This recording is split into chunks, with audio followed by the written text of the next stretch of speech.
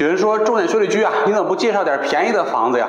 不是我不介绍啊，实在是便宜房子爬不上来呀。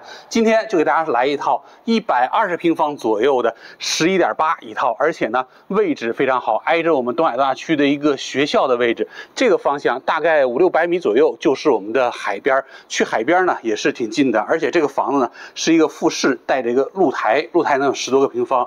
我们现在是在它楼上的位置，你看虽然说是空房哈，但是干干净净。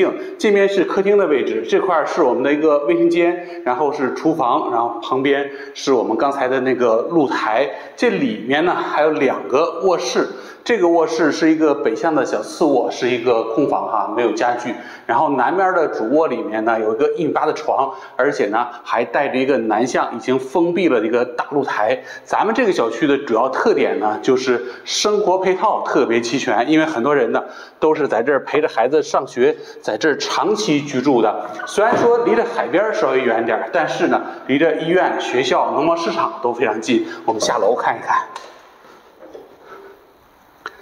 楼下呢也是2室的格局，看这面是它的南向主卧，墙壁里呢有一个大的壁橱，而且呢阳台也是内置的封闭式阳台。